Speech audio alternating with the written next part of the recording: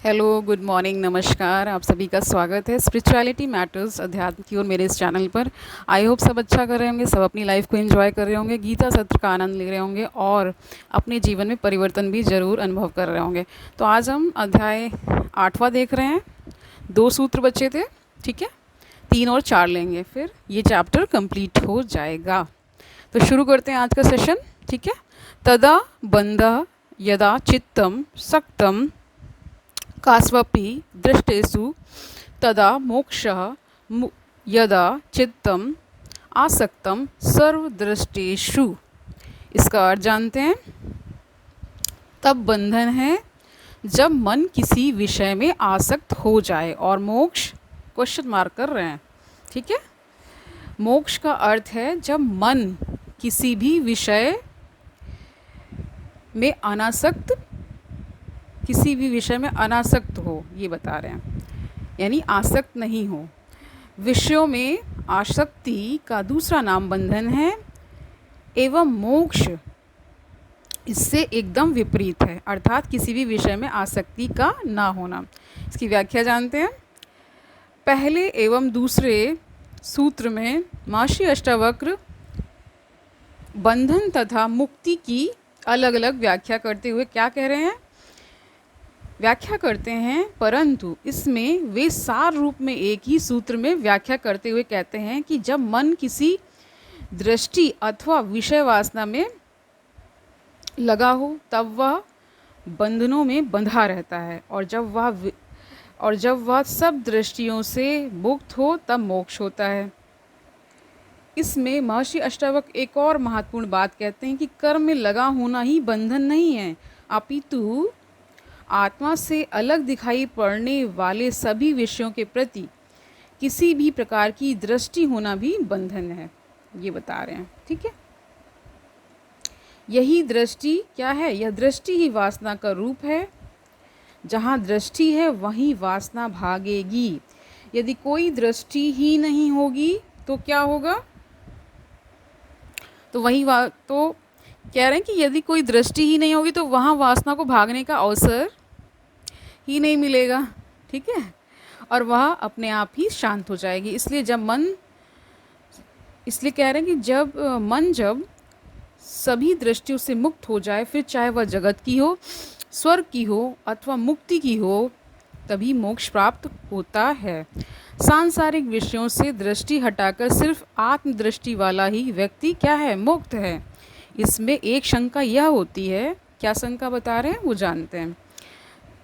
शंका क्या बता रहे हैं कि यह चित्त जब सांसारिक विषयों में आसक्ति रखता है, सांसारिक विषयों में बता रहे हैं, तो बंधन है, और आत्मा में दृष्टि रखता है तो तब क्या है? मुक्ति है।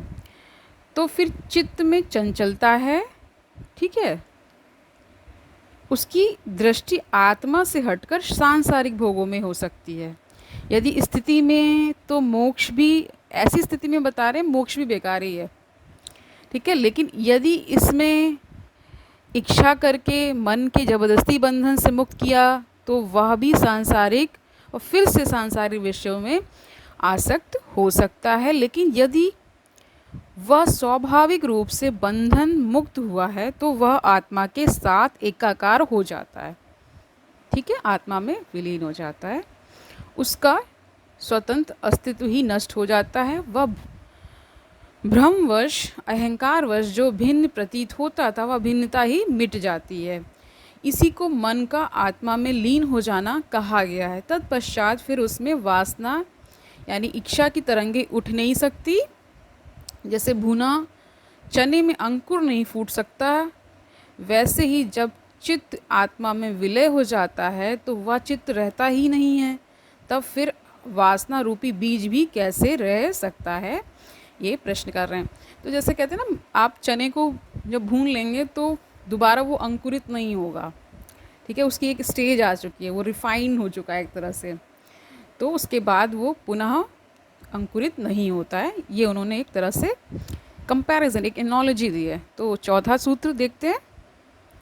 यदा न अहम तदा मोक्षो, यदा अहम बंधनम तदा मत्वा इति हेल्या किंचिन माँ ग्रहण विमुच्य माँ।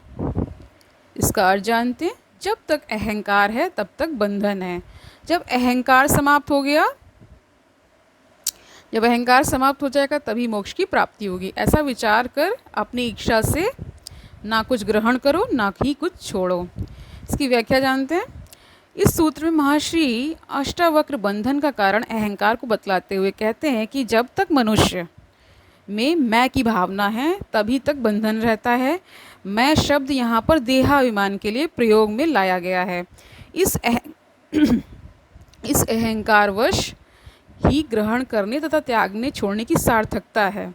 देह का अर्थ होता है शरीर, और शरीर में स्थूल, सूक्ष्म तथा कारण, ये तीनों रूप सम्मिलित हो जाते हैं। अभाव या आदि की अनुभूति भी इन्हीं शरीरों के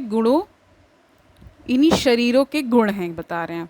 इन अभावों की पूर्ति हेतु सांसारिक विषयों को ग्रहण किया जाता है। जो विषय अभावों की पूर्ति नहीं करते वे निर्थक की श्रेणी में आते हैं। निर्थक की भी कभी कभी सार्थक सिद्ध हो सकता है। ऐसे निर्थक विषय भोगों की जीव उपेक्षा करता है, जिनका उपयोग वह कर चुका है, और अब वे अपनी कुशलता, कह रहे हैं कि कहीं ना कहीं कुछ विषय हैं जो सार्थक साबित होते हैं और कुछ विषय हैं जो निर्थक होते हैं। तो वही बता रहे हैं कि ऐसे निर्थक विषय भोगों की जीव उपेक्षा करता है, यानी कि ज़्यादा ध्यान नहीं देता उस पर, जिनका उपयोग वह कर चुका है और अब वे अपनी आवश्यकता की पूर्ति कर चुका है। उन वस्तुओं अथवा पदार्थों का मनुष्य परित्याग कर देता है। इस तरह त्याग को 3 दृष्टिकोण द्वारा देखा जा सकता है। ठीक है, पहला तो यह है कि भोगने के योग्य नहीं है, इसका कारण उनका त्याग कर दिया, अंगूर खट्टे हैं, ठीक है, की भांति। दूसरा भोगा है उन्होंने, तो वो बता रहे हैं। दूसरा भोगा, बदलने की इच्छा हुई, इस कारण त्याग दिया। और तीसरा यह कि सार्थकता ही समाप्त हो गई, इसलिए त्याग दिया। एक प्रकार से त्याग का अर्थ अहंकार है। इसमें कुछ भी किसी प्रकार से छूटता नहीं, बल्कि छीन लिया जाता है।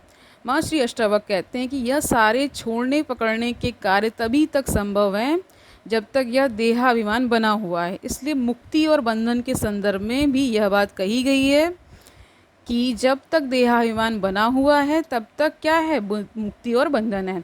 जैसे ही देहाभिमान छूटा या बोध हुआ कि मैं शरीर नहीं हूँ, बंधन तथा मुक्ति के प्रश्न इसके इर्द गिर्द यानी आसपास घूमती सभी प्रकार की बातें भी मानो झड़ से जाएंगी, यानी झड़ से जाएंगी। महर्षि अष्टावक्र का इस सूत्र द्वारा एक और तरफ संकेत करते हैं। क्या संकेत करते हैं कि यह देह बुद्धि ज्ञान साधन से ही नष्ट होती है। ऐसा मानने तथा स्वीकारने के अलावा और कोई दूसरा मार्ग नहीं है। अन्य साधनों के द्वारा केवल इस बात का बोध होता है कि मैं वह नहीं हूँ जो स्वयं को मानता हूँ। तो आज के लिए इतना ही। आई होप आपको समझ में आया होगा। कल हम क्या करेंगे, अध्याय 9 शुरू करेंगे। ठीक है, मैं ये उम्मीद कर रही हूँ कि आप इस गीता सत्र से कुछ ना कुछ सीख रहे होंगे। अपने आसपास पॉजिटिविटी फैलाइए, खुश रहिए, औरों को खुश रखिए और अपने जीवन को एक सार्थक मोड़ दीजिए, ताकि ये जो जीवन है ना, ये हम ही अच्छा बुरा दोनों कर सकते हैं। अगर हम सन्मार्ग पर चलेंगे तो निश्चित ही थोड़ा सा इसमें क्या होता है, संघर्ष थोड़ा ज़्यादा होता है, क्योंकि सत्य मार्ग पर चलना भी अपने आप में बहुत बड़ा चैलेंज है।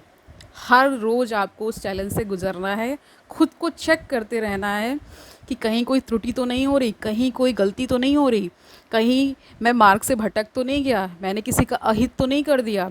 मन वाचा कर्मणा, यानी मन से, यानी अंदर जो सोच रहे हैं, वचन से और कर्मों के द्वारा, ये तीनों के लिए बोला गया है।